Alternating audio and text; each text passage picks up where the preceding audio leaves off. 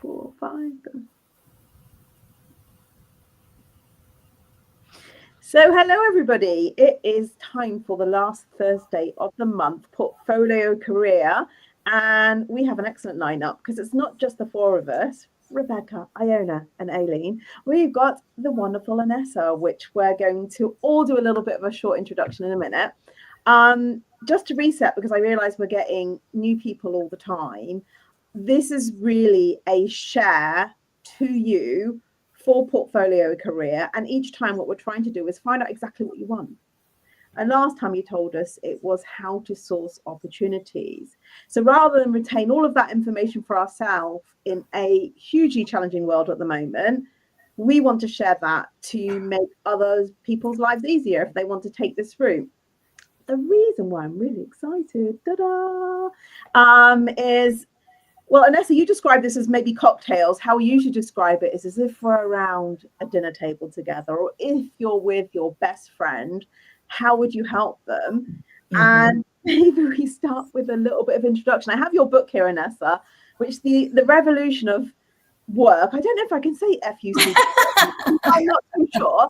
𝗵𝘂𝗃𝗁𝗃, the patriarchy. My mum would call me potty mouth, but I'm so Helen Mirren, I believe that we need to say that. But do you want to start with you and a little bit of a intro, and then we go into the Absolutely.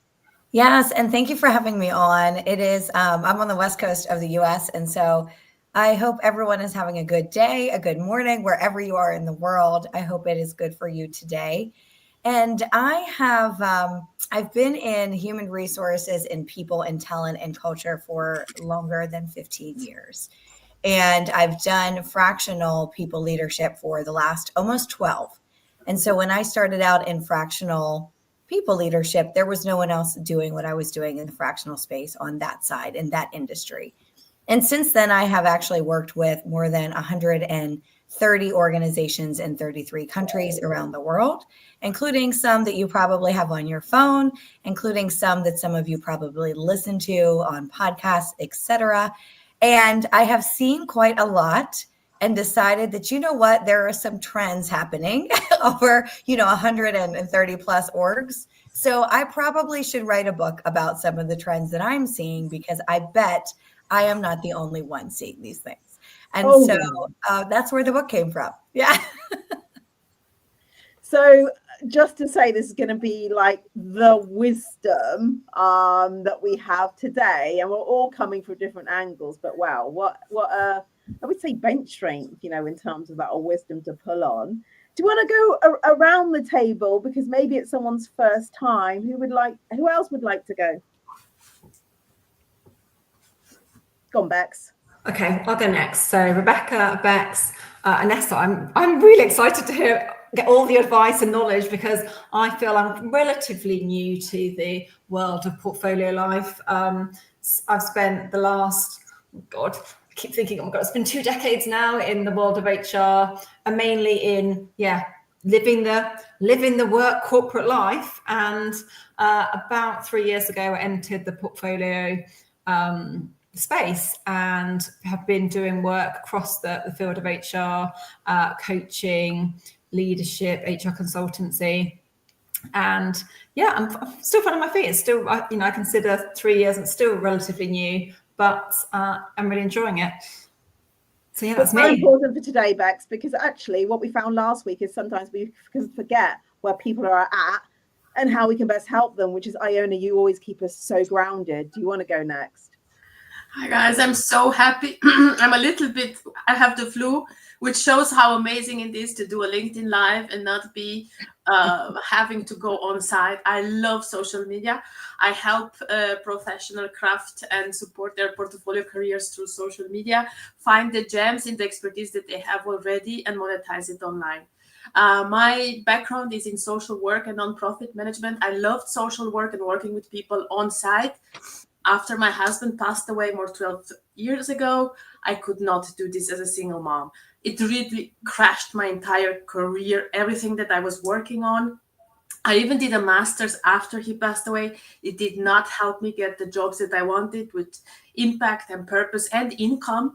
And so I really, through a lot of years, was looking for what can I do in a part-time position, and pivoting towards social media branding and online sphere has been a lifesaver for me in terms of income. And I am here to really be the voice for the ones who did not choose a portfolio career, but are really kind of like, oh, I have to do something very highly flexible, not on site. What do I do now? And not end up in very low income part-time positions. That's my voice, and I love to hear everyone else. I love also the book, because I vouched, and I talked last time, to read more female written expertise book. 90% of the books I read, unfortunately, are written only by men. Yeah. Marketing, psychology, pedagogy, everything I read in my academic career, including classics of literature, 90%. I don't know if I can balance it until I die, but I will try. So you need to change the bookshelf behind you. I am looking forward to read the book and to the diversity of the voices that are here at the table. Oh, I love it. Eileen. I just love that. How do I follow that, Iona? It's just so beautifully You can. With passion. My background, so I've been around the block from recruitment to internal, in-house, employer brand, people, comms, all of that lovely grey stuff. And I found myself just over a year ago in an organisation where actually I was operating more on the ops and supporting CEO, chief of staff, that kind of realm. So I left the golden handcuffs and decided to go down the route of starting out on my own in a fractional capacity. So I work with smaller businesses really to look at operations and strategic alignment. So whether that means people, whether that means OKRs, whether that means special projects, there's a plethora of things as long as my arm that you end up picking up. So if you want to call me the janitor, that's absolutely fine. But the main seasoned offering, for want of a better phrase, is just making sure that we connect that vision and mission strategy to execution and the steps that go in between. And 9 times out of 10, it's communications and people that are the bulk of making that happen. So that's where I get excited and I get my teeth into helping businesses to really grow, but sustainably. Wow. Okay, so I feel honoured also to be around all of you. Mine was about 9-10 years ago in starting board roles, and I think it's really gravitated towards what I was always supposed to do and the way my head works, which is very like, love the strategy, but love the execution of the detail as well. And originally from HR, moved into tech, so transformation technology, operating models. And we'll go into a little bit of kind of where that fractional starts. So start what you're known for, but I've managed to actually grow that, I think, from people through to technology, through to AI governance. But I don't want to take up too much more time because I really want to get into the meat and bones. In the meat and bones, and I'll stop sharing screen in a minute because it's actually best to join the conversation, but I do want to orientate people around the structure is, you know, what we go into a little bit of, you know, well, what was it? So in terms of sourcing, so what did you do? And now what? We might slightly flip because I think we've probably got so many things that worked, but this is the general structure that we have to remind our people on the call. And let me stop sharing, remove, and come through to us. So when we think about opportunities, what is it that we did to really create the opportunities to actually have some bread and butter on the table? Because at the end of the day, we don't want to work for free. And as Iona was saying, and as all of us were saying, whether we landed in it with not wanting to be in it, or we wanted to go into it with an intent, we need to put a roof over our heads and pay for that bread, eggs, the price of eggs at the moment.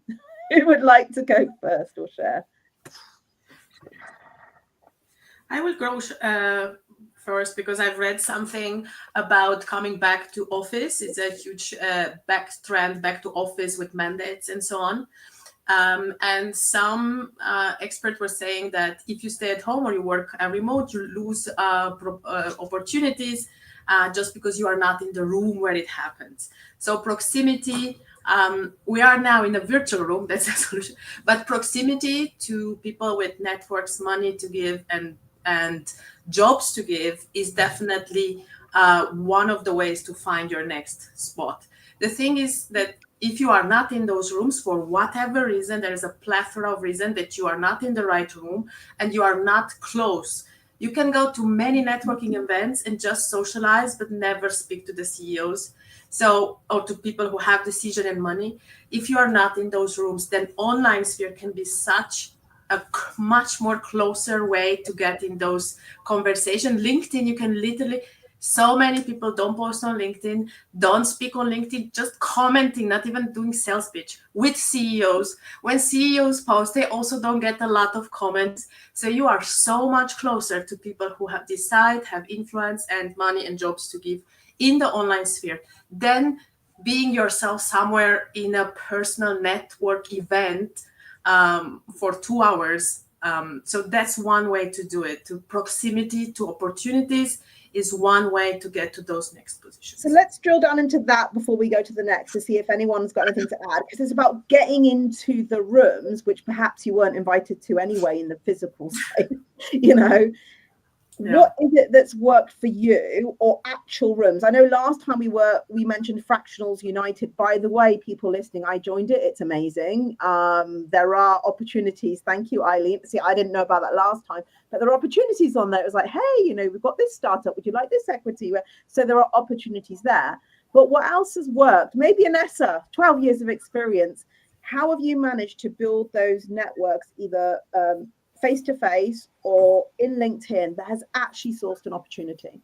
Yeah, so I would say that over the 12 years for me, 99% of my business has come from my network or my network's network. And that for me is where the fractional business comes from. And for me, it's because we need that trust dynamic from the start to do our work well. And for me, that means we can go in and assess where the cultural dynamics truly are sooner, which means we can then start to make changes week 1, week 2, which means we get to impact by month 2, 3, 4, 5. And why that's different from a lot of in-house roles and full-time roles is that we all know this. We go in as a leader, you're doing a listening tour for 6 months. You're not actually changing anything. And in 6 months, if you haven't made a change as a fractional executive, then that's what are we doing here, right? And so for me, it really does stem from your network and your network's network. And what I tell people is there's all of these things that we've been taught around marketing and finding opportunities and building pipeline and business development, right? And I always say, throw those things out the window for fractional. Because where it's actually going to be is in your network and in relationships. And that trust needs to be built. There's also a reason why, I don't know if you all have seen this, but I have seen dozens of fractional agencies, staffing agencies pop up in the United States. They've all failed within the first 6 months. And the reason that they have failed is because they don't know who they're putting out there. And they're getting RFPs in. And then there's this interview process, which shouldn't be, right? There's no interview process for fractional. And instead of somebody saying, I know that this person does this work, you should talk to them. That's where this misalignment's coming from. That's where the trust is broken and there is no trust. And so therefore it falls flat. And so for me, it really comes from your network and your network's network. And the way that I have over the years developed being in that room, or honestly not even having to be in that room, is by those relationships. Because what I've ultimately done is started to have conversations, having consistent conversations, 3 to 5 conversations every single week with people in my business, in my network and their networks that they introduced me to. And then what tends to happen is you have tons of these ambassadors out there in the world. You have tens of, hundreds of, thousands of ambassadors at this point in the world saying your name in rooms you could never be in 50 times, in 50 spots at one time, right? And so it's almost like you now, instead of having 2 arms as a human, you now have 8 arms like an octopus, because you literally have these people out and about saying your name for you in those rooms. And one of the big key pieces that actually helps with that for me is establishing your own referral network. And what I mean by that is you have these people, you start out with 5 or 10 people around you, almost like your personal board of directors, but this is a little bit different in the way of you understand the work that they do. You understand that their values and principles aligned with you. They understand the work that you do. So that when you have more work or when you get pulled into an organization, you can pull them in as well. And the key piece here is that most people do referrals badly. Most people do not give people enough of an incentive monetarily to give good referrals. It's $500, $1,000. Great, lovely, but I'm not going to go out of my way for $500 or $1,000, right? Now, if you said to me, I'm going to give you 10% of whatever I charge my client for the first 6 months of invoice, and you send an email that takes 10 minutes and you got $15,000 out of it, well, I'm going to bet you're going to go find more of those for me, because you're then going to send another email and get another $15,000 just from one email. And so for me, that referral network is key, because that also helps with the ebb and flow of that business. So for me, it's less about physically being in those spaces or having to be in those virtual spaces. It's creating consistent discussions with your network and your network's network that you have all the time and you check in with to have real relationships with people.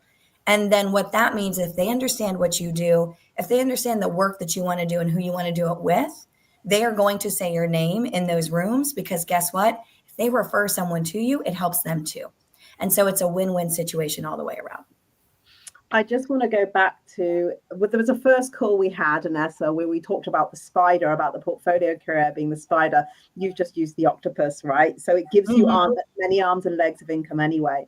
And then if we use that as a metaphor anyway, it's like, how do you amplify that in terms of your relationships or your networks? And how do you amplify that even more with an incentive?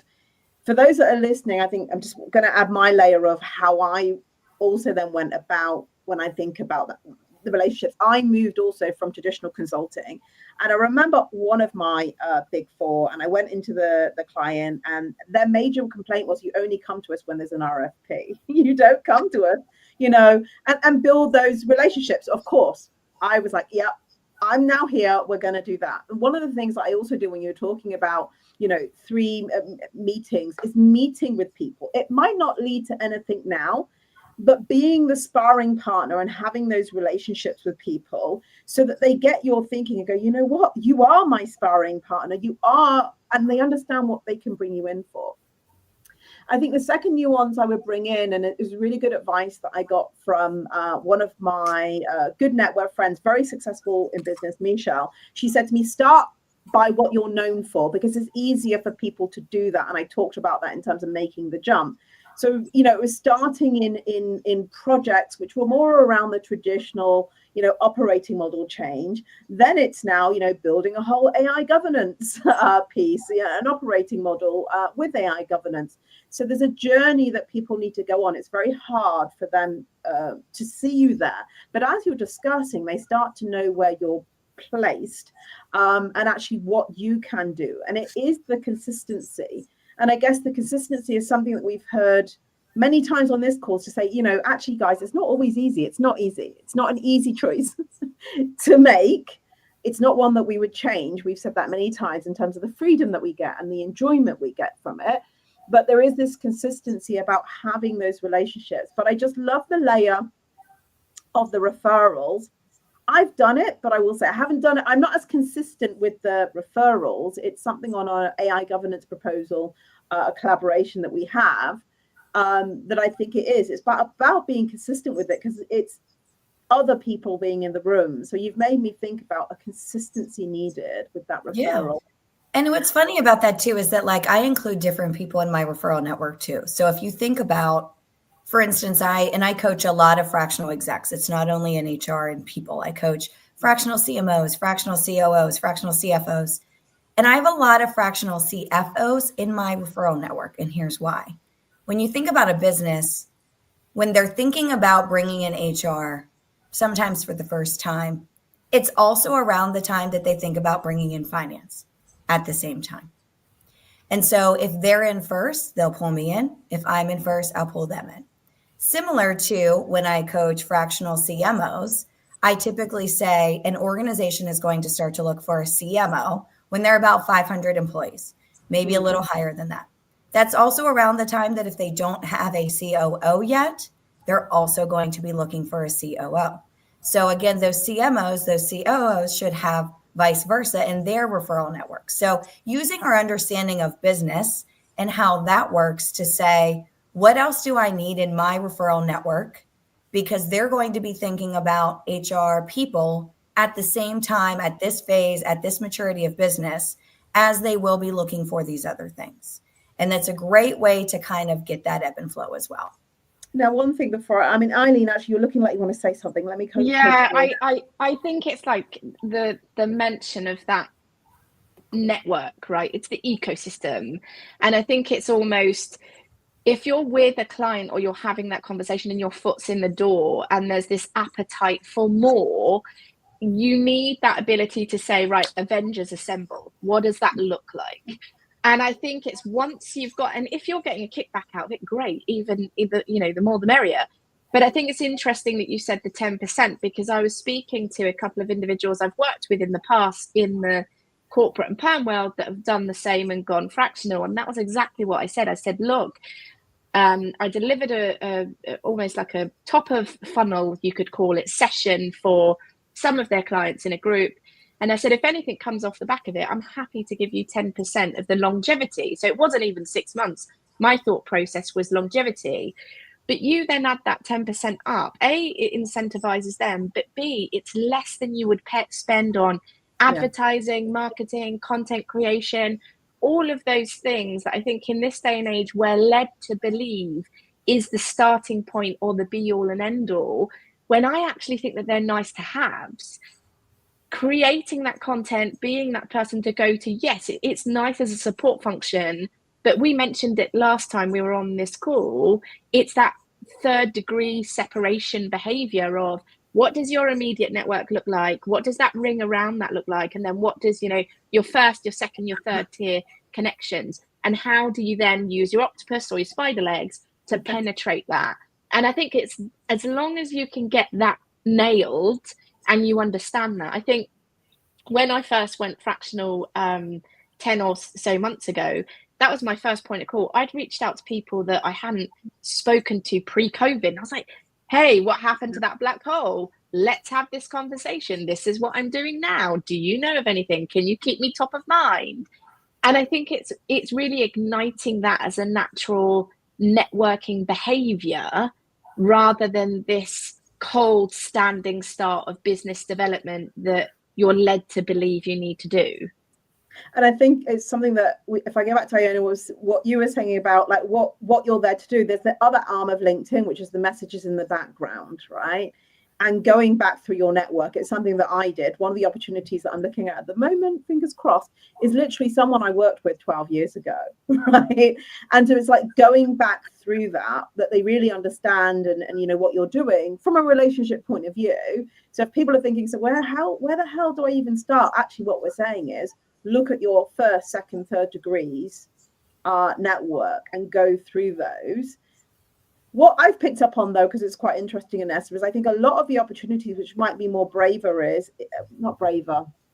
there might be a lot more opportunities in the startup scene. Now, if you are not from the startup scene, how the hell do you get into that scene? If you come from, I'm looking at 𝗪𝗃, you come from corporate. 𝗪𝗃 has been in corporate for 20 plus years and has done amazing because she already started that progression when she was in corporate working on coaching.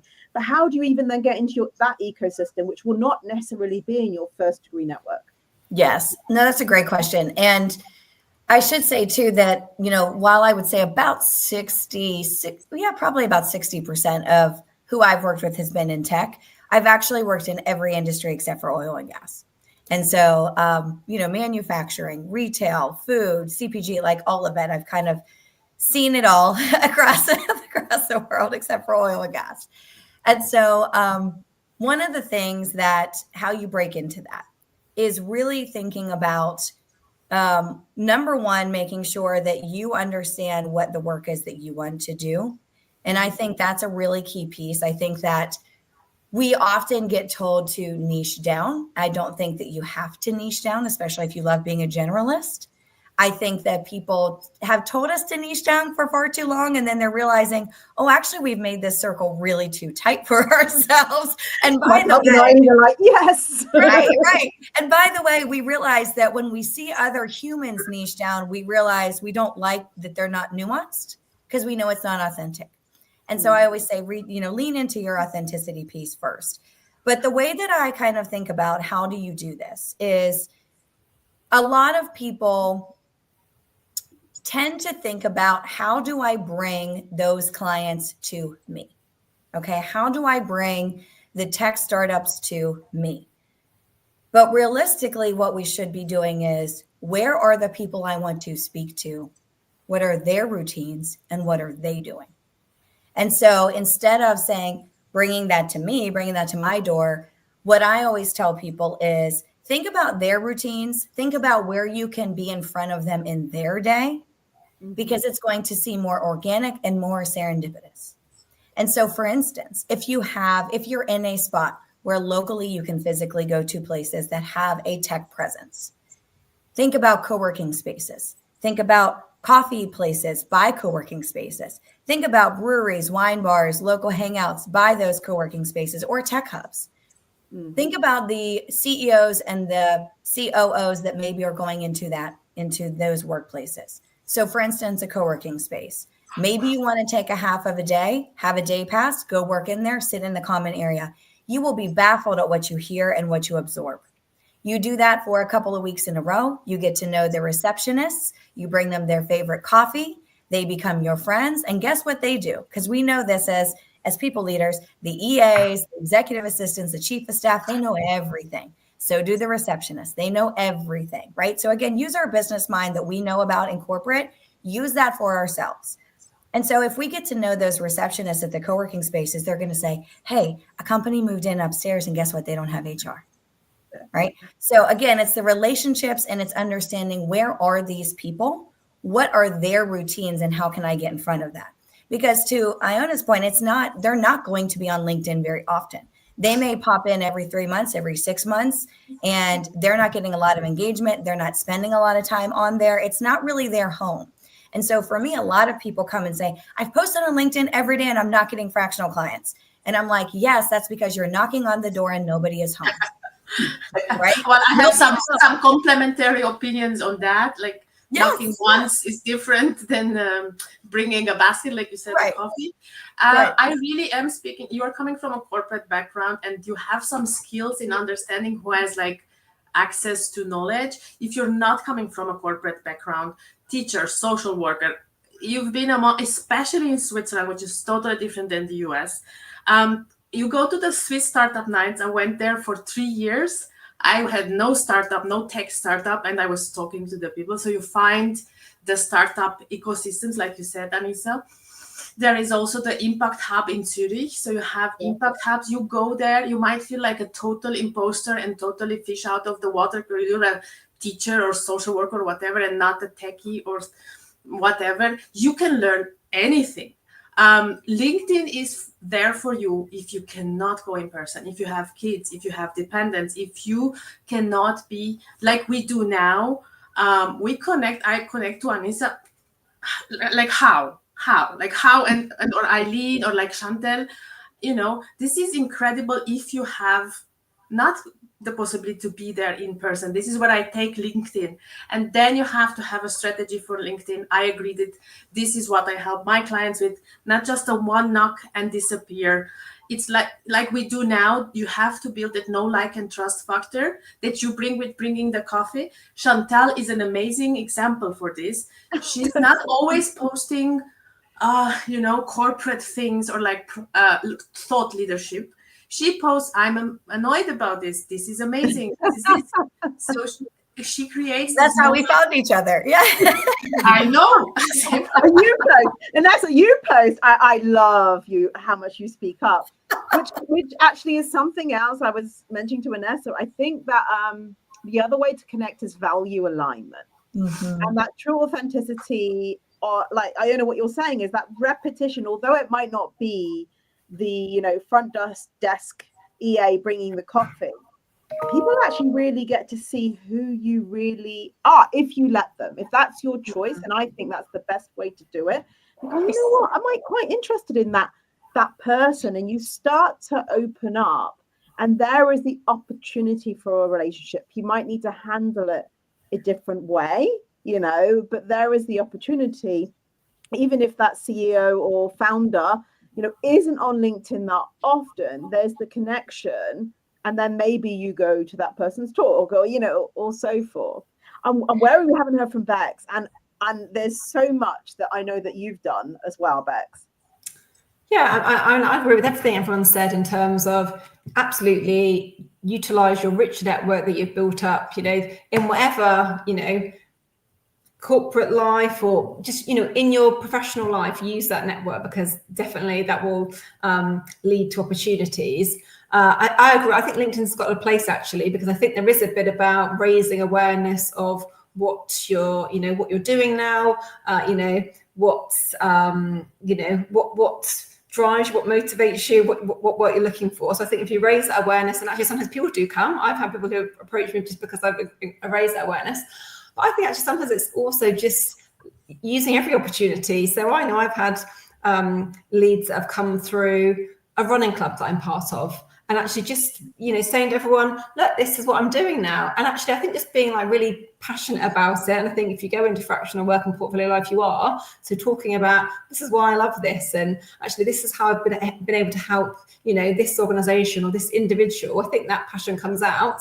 And then people will say, yeah, you should speak to Bex. She is super passionate about this. And, you know, so I've got leads that way. And then actually I've had leads from people who have, you know, through being a mum actually, and through the school network. I've had leads through someone who used to mentor me actually. And just thinking about all facets of life actually, and being really clear about, you know, what it is that you want to do, what gives you energy, and you know, and of course doing great in the work you do, because that then leads to referrals, and, you know, not just always through corporate work that I do, but in other things that I do. People will say, you know, speak to Bex. So I think just more broadly. And I think the other thing I'd say is that I think sometimes, you know, especially if, you know, you're not comfortable with networking, when people say to you, well, it's all about networking, you need to use your network, you can be like, oh, gotta, you know, feel less comfortable about that. And what I say is, don't think of it so much as, right, you know, I need to go out and I need to pitch myself. Go out with curiosity, go out with questions. You know, I usually go in with, you know, tell me about what's challenging at the moment, what's keeping you up at night. And that can be many things. It might be, oh God, you know, the dog is, you know, having treatment for this, and I'm worried about this. So you're sort of building a connection. But then it can be, yeah, and we've got a challenge with how we're working with AI, or, you know, and that brings a richness around, here's, you know, you start thinking about, oh, if you thought about this, if you thought about that, and then you move it forward into a conversation that could be, and here's how I can support you. So yeah, absolutely. I'm just gonna build on that, on two things. Firstly, you are your own walking billboard. There is no denying that. And as long as you are just banging that same drum, and that's the consistency, it's that messaging that you're consistent with as that walking billboard, every interaction you're having, I do this. So almost sometimes people are like, oh my God, yeah, we know you do that. It's that kind of stuff. You know, you can never tell. I think there's a stat somewhere where you have to communicate in several different ways, but 10 times before somebody absorbs a message. So if you think about that, you have to tell somebody 10 times before they fully absorbed it. And I think the second thing on talking about being in the room or at special events, to the point of having the EA or the PA or the receptionist as your buddy, be also mindful that you can ask some of these organizations, or if you sign up via like Luma or some of these events, you can see everybody that's going to be there before they get there. Just send them a note. So it's an intentional networking opportunity. It's, hey, I'm at this, I really want to grab you, or I couldn't make it, or even I didn't manage to catch you when we were there. Can we hook up virtually or separately anyway? So really, you're just carving out that behavior of having those conversations with everyone you can get access to, rather than sitting in a room of individuals to network with, and you just get so overwhelmed. And sometimes I find it's like, where do I start? Who do I go for? If you've done that with intention, it really does work a bit better. You're not letting any connection slide, any connection opportunity. And for this transition, you have to be a bit mindful, especially women. They have to manage so many relationships. You can get a relation overwhelm and exhaustion. So there is data around how many relationships we manage daily on a daily basis without kids. So also women without kids, they have so many projects and doing so much for the community. So you can get in kind of like a relationship burnout. So to what Eileen said, the intentional part is say, I want to have this position, I want to have fundraising, I want to have sponsoring, I want to have this money, this next career move. Who can get me there? And how can I do a pitch that is conciser than I'm starting from Adam and Eve? This is very hard for me too, because I feel like everything I did brought me today here, but it has to be a concise pitch. Hi, I'm this and I help this. Do you know anyone who's searching at the moment? Are you searching? And you have to be a little bit less socializing if you want to become more intentional around strategically building portfolio and so on. Socializing can be like a pit of, this is why I stay away from Facebook groups. Can be a bit, for me, they're my kryptonite. They can be a bit of a pit. You can like, whoa, what did we talk about now? And I connected to 50 people. So the strategic part, if you want to use it for your portfolio career, is like Eileen said, who are the people that I want to connect with? What's my pitch? And you can refine that. Some people can be constrained by having a consistent message because they feel like they change and so on.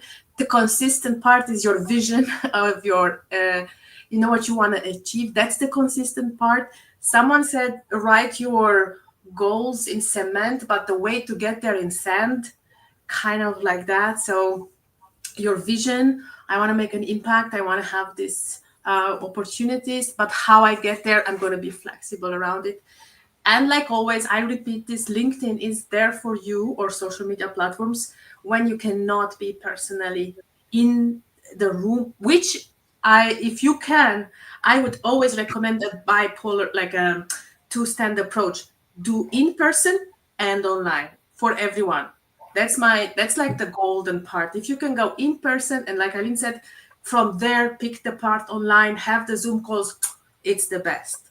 If you can't, then do not give up and be impressed, or especially LinkedIn can trigger so much perfectionism and imposter syndrome. You don't have to start on LinkedIn with, like Chantel also said, reach out, let's have conversation. I'm looking to transition. Many people won't respond, maybe 2%, but those 2% can make the difference in the impact. There's one thing, and then I want to go on to what you were talking about, the in-person. Sometimes, and maybe it's the sand, is also what happens with my opportunities is people like the way that I question and think. So it can be like, what's the elephant in the room that when you're not thinking about or talking about right now? So it kind of goes back to what Bex was saying about curiosity and questioning, that they don't have the person or the people in the organization which are really making them see their blind spot. So I just kind of wanted to add that. But then we talked about, then when you're talking about face-to-face, what came up to me is the other way I get opportunities is the speaking that I do. And I guess, Anessa, you've got the book. Eileen, you've been doing some fantastic events, and I think you've got your next one in Amsterdam. Bex, I know that you're going out to different locations as well, but it's like the speaking opportunities, the conferences, like the things that you're doing. I will say, the best advice came to me from a lady called Emma Day, and I was like, how are you getting all of that? She's like, I'm speaking. And it was actually, if you can get into speaking at events, however small that you start, being on panels, you might even find a lot of the startup community there or different people.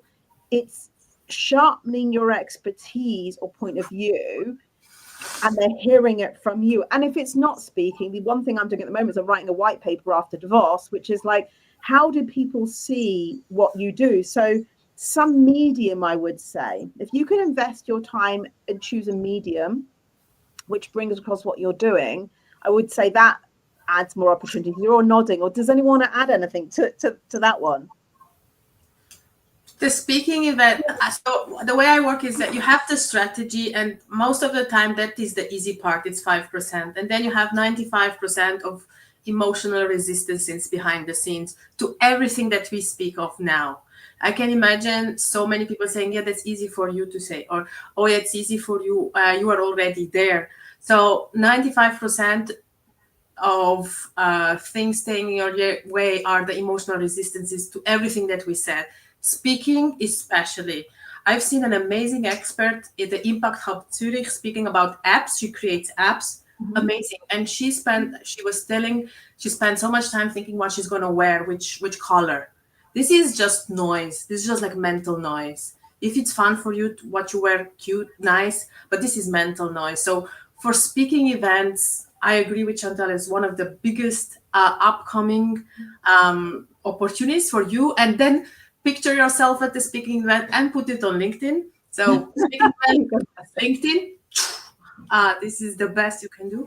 And if you see that it's not about what you know already everything that we say, you're like, yeah, I know this, but you don't do it, then it's the emotional part behind it. It's something keeping you back. You've been in critical environments, corporate environments that have given you constructive feedback for 20 years. That was not to your development. And then you need mentorship. I have written a master's degree, and at the same day that I finished my master's, I got my diploma back. I was looking online for the next master's because I felt I don't know enough. And I said, this is not a knowledge gap now anymore. It is actually an applying gap. And with the AI revolution also, it is not going to be around knowledge and synthesizing, but it's going to be around who shows up, who does the thing, who helps you do the things, do the implementation, not knowing what to implement, but you actually implemented it. So with speaking events, if you feel, yeah, I would never do that, then you need to work with mentorship because you're leaving money on the table. Yeah. I'd love to add on that too. I think when you do speaking events, I think that there's a lot of people that get sort of a little bit overwhelmed with the slides, right? And so I always say it's a lot easier when you're entering into the speaking world to do panels. Quite frankly, I prefer to do panels because I don't want to have to prep before. I don't want to have to do slides. And so I'm just like, let me do a panel. And I think more authenticity comes out of a panel. But if you're able to do a keynote or you're on a panel, I think having stories in your back pocket help, right? Because we learn as humans through storytelling. We learn and we connect with other humans through storytelling. And what I also love about speaking opportunities is, especially in what we all do in terms of people, leadership, and leading others in HR and culture and AI and change transformation, the number one thing that's probably true for everyone in that room that you're speaking to is they've all had a really tough human dynamic that they don't know if they handled right. Yeah. Because that's the thing that AI can't do. AI can't do nuanced, complicated human dynamics. So lean into stories that talk about how you do that. Because if you ask any leader what's the hardest part of their job, it's not strategy, it's not operations, it's the people, the nuances, the hard conversations.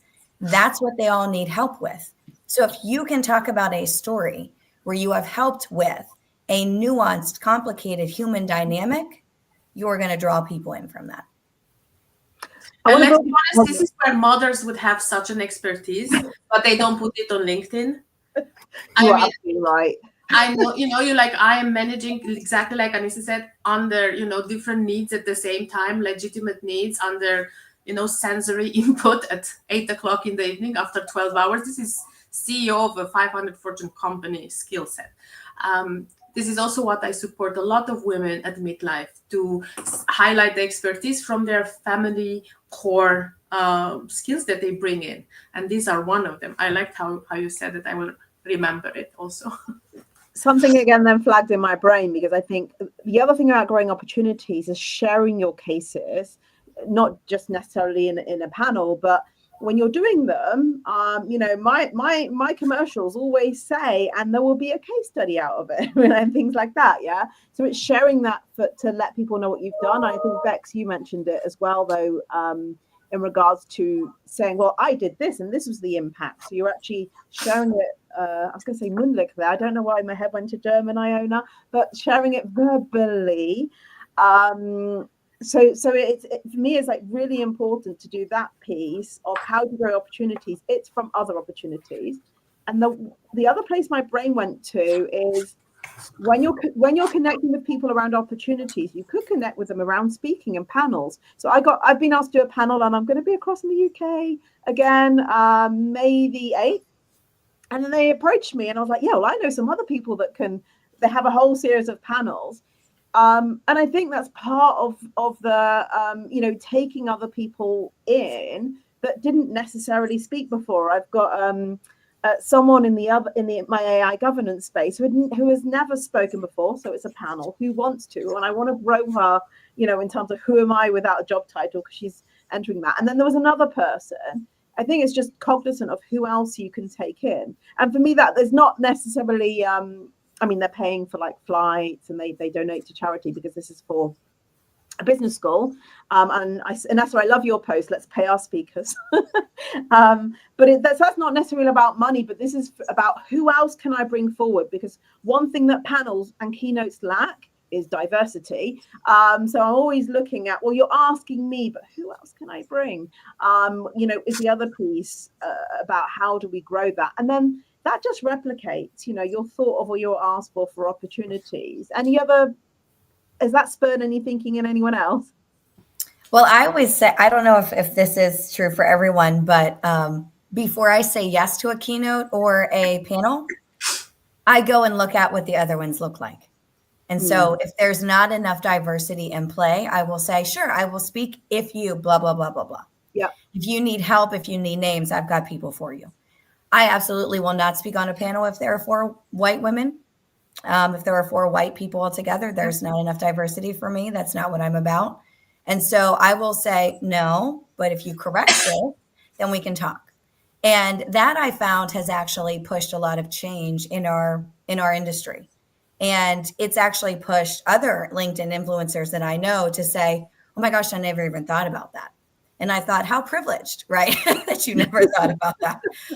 You probably should have, especially if you're working at People. But like, if you're the only one, come on, right? Like, to your point, please bring more people in. I think I will say I never go into an opportunity where I'm not bringing at least someone else to the table, right? Of, hey, and by the way, here's other people. Even on LinkedIn, to your point, Iona, about commenting. There is a lot of lists. People put a lot of lists out there on LinkedIn. Hey, here are my amazing HR influencers I follow, whatever. And if they list a whole bunch of people that look like me, I will say, okay, great. And here's 25 people who don't look like me.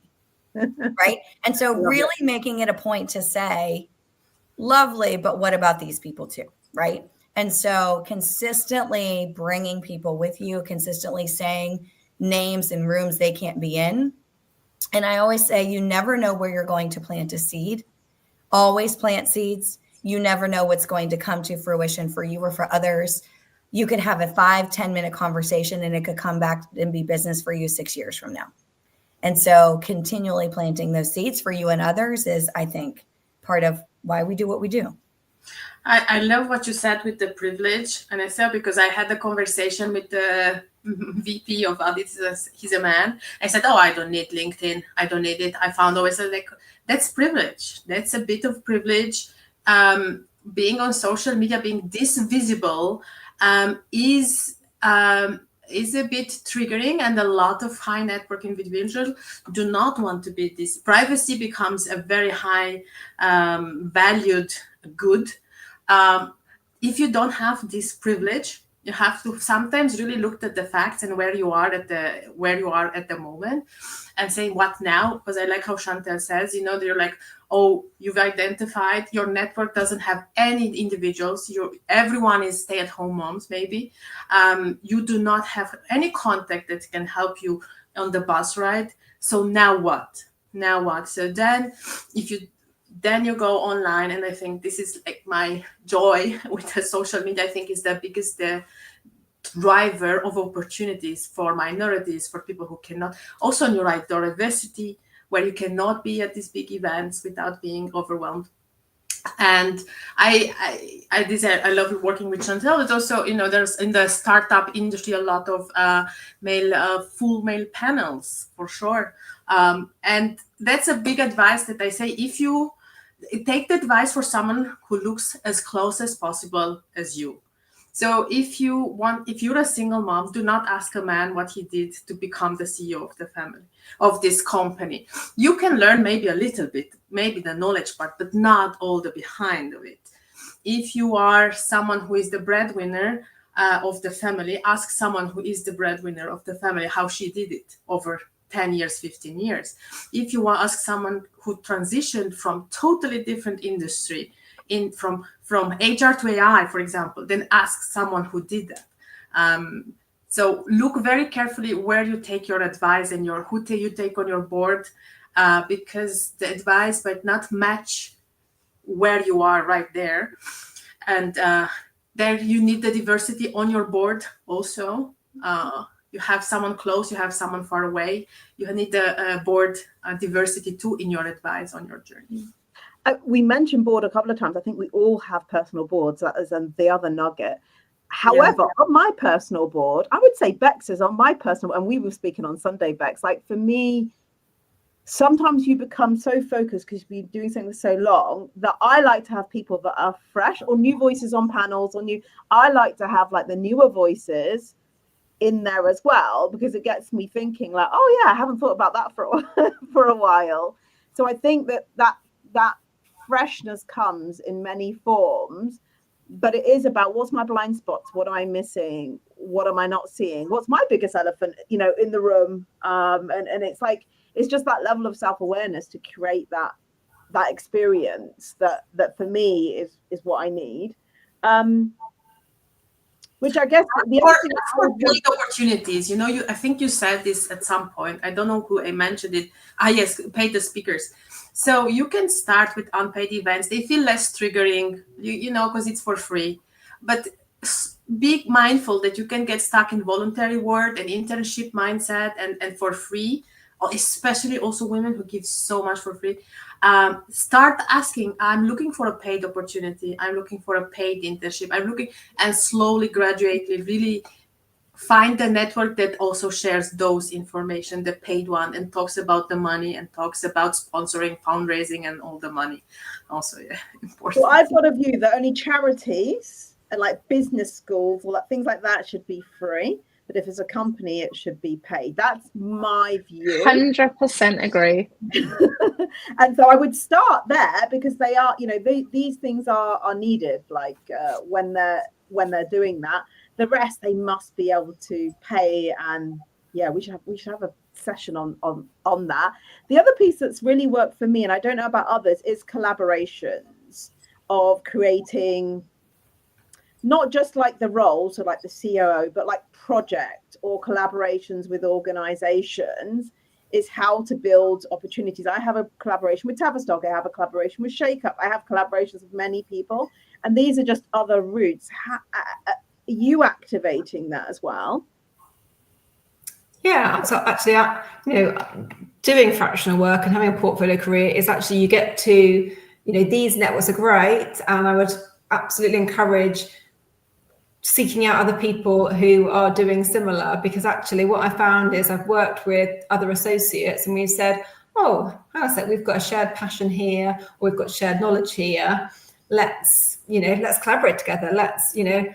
We might be aware of, one of us might have worked with a particular client and we're thinking, actually, we've seen a challenge here, and actually we think it could lead to an opportunity. So at the moment, in the UK, we're looking at the NHS and we're thinking, okay, there's definitely a need here. How can we work together and utilize our skills and actually utilize some of our networks to have a conversation there? So yeah, 100% agree with Following the collaborating. patterns and the values of where you're greater than the sum of one part if you go in. Yeah. Eileen, you were going to say?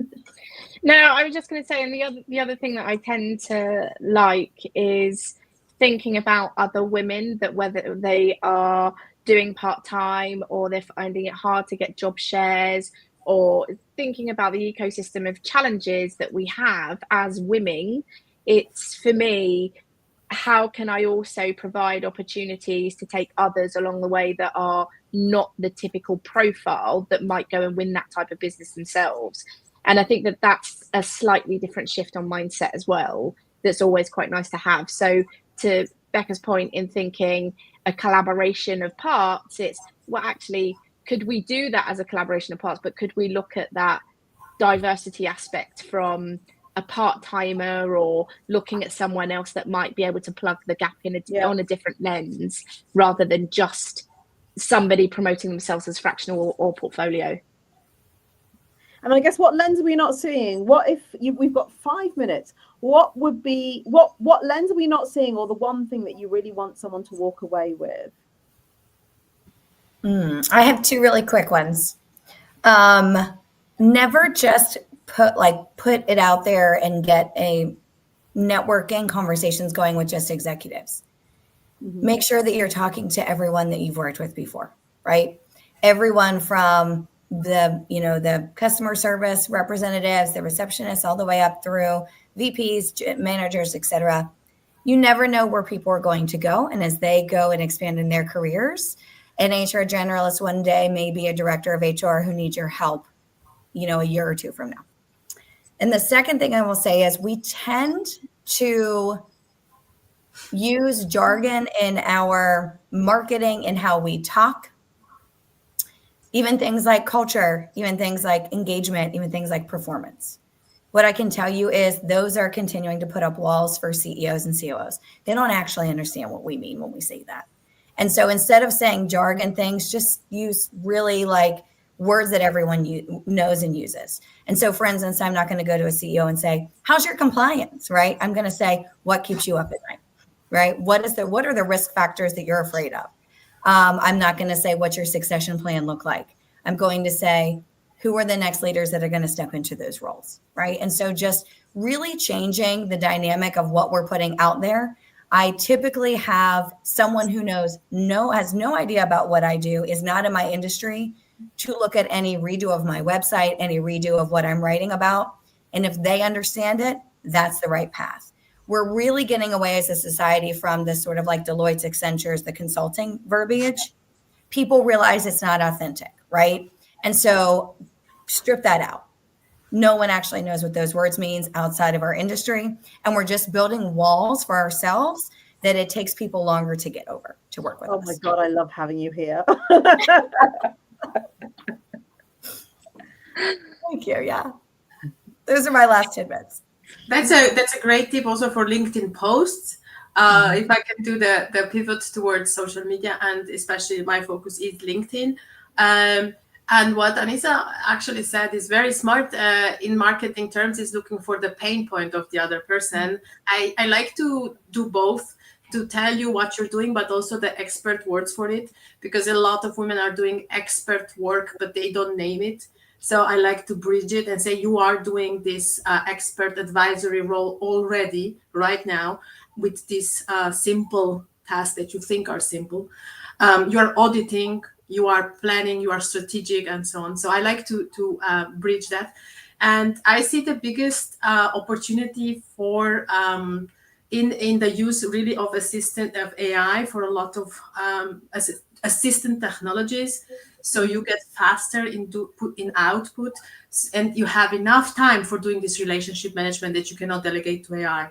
So do the AI for faster things, even copywriting, like if you don't have someone looking over the copywriting, but you have time for this relationship management and Zoom calls that you cannot delegate.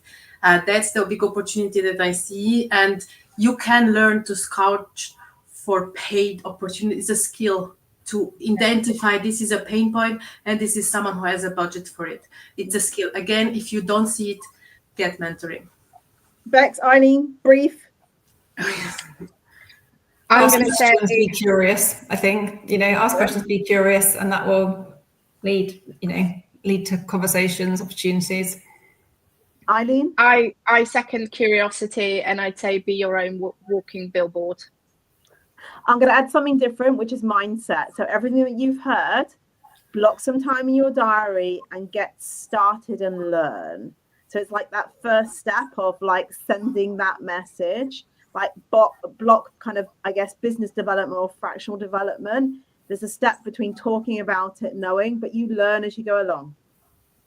And that's how I'm going to leave it. Well, I just want to come actually back to the amazing book if you kind of want more, because you can only fit so much within a session. And our next one is again the last Thursday of the month, and it was amazing having everyone here. I am going to end the stream and let it play out.